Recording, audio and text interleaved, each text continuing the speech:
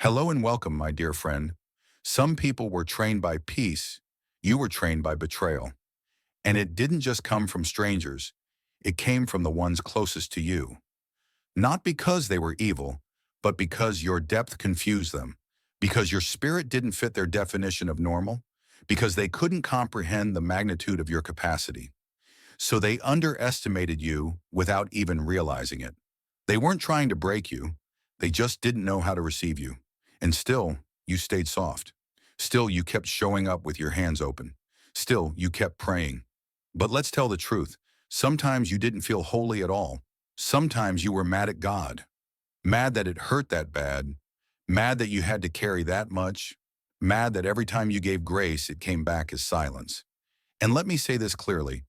That didn't make you less faithful. It made you real. Because faith is not the absence of doubt. It's not pretending you're never hurt. It's not filtering your pain before bringing it into prayer. Faith is what happens after the breakdown, when you choose to come back, when you return to God, raw and unedited, and say, I don't understand any of this, but I still want to walk with you. That's sacred. And if nobody has told you this in a while, you were never meant to carry betrayal like a secret. You were meant to survive it as a sign, because what tried to break you didn't just fail, it backfired. You've been forged not into someone bitter, but into someone bulletproof. Someone who's not just gentle, but grounded. Someone who's not just spiritual, but sharp. Someone who's no longer interested in performing for connection. You see the world differently now, not because you're jaded, but because you're aware. And awareness is the true anointing. It's why you feel tension in rooms where others feel fine. It's why you get quiet around people who still wear masks. Because now you know the betrayal didn't break you. It built a weapon. Not a weapon to hurt people. A weapon of discernment. A weapon of peace. A weapon of presence that disarms the lies people try to sell you. You don't have to call it revenge. You can call it refinement. And yes, it took longer than you expected. Yes, it didn't look like progress for a while.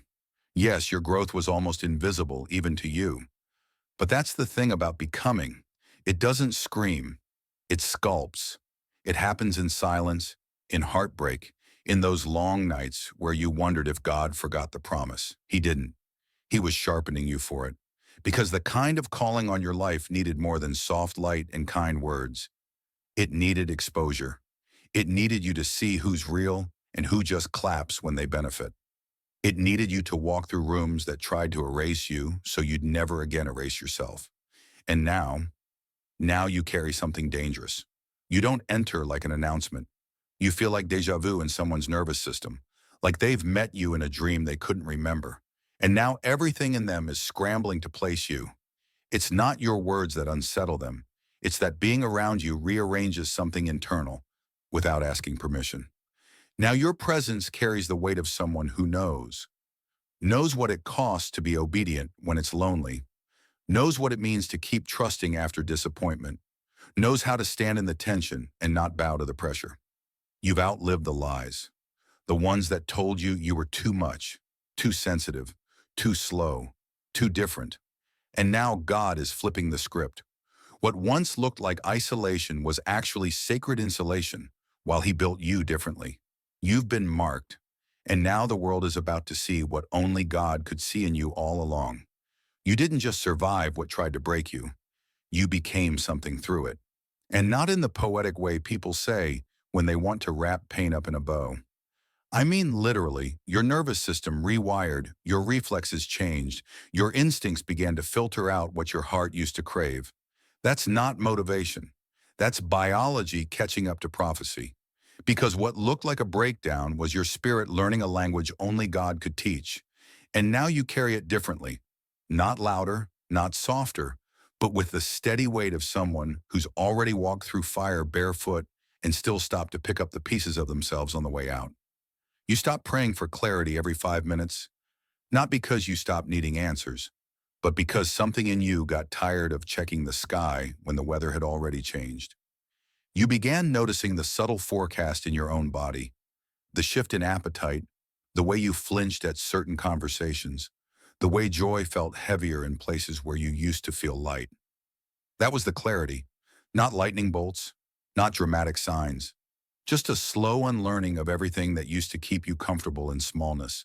You're the evidence now, the whispered confirmation that yes, resurrection is real, even if it looks like insomnia, boundary setting, and outgrowing conversations for a while. And the ones who didn't see it, they weren't blind. They just didn't have the language for your magnitude.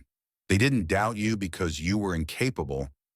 They doubted because you were unrecognizable to the frameworks they were raised in. You were a map they didn't know how to read, and it's not their fault. Not everyone was designed to understand the rarest frequencies. Some people hear the same thunder you do, but they don't look up when the lightning cracks. So no, this isn't about proving anything to them. It's about walking into the next chapter like the prophecy is already breathing through your pores. Because it is. The silence didn't mean stillness. It meant saturation. You are soaking in something unrepeatable, the way seeds do in winter. See, no one looks at the soil in February and claps. No one throws confetti for a root system pushing through cold rock. But that's what you've been doing, quietly, every day. And now you're surfacing. But this isn't a soft debut. This is an eruption, the kind that breaks through old structures, the kind that sets the pace for everything that follows. You didn't just heal, you rebuilt the foundation beneath a house no one thought could stand again. And it shows in the way your body now flinches at small talk, but opens at truth. In the way your intuition speaks like a thunderclap when someone lies to your face. That's the weapon that was built. Not made of metal or rage, but of unshakable peace. Not to destroy, but to protect what's sacred. And faith, it's not the absence of questioning anymore.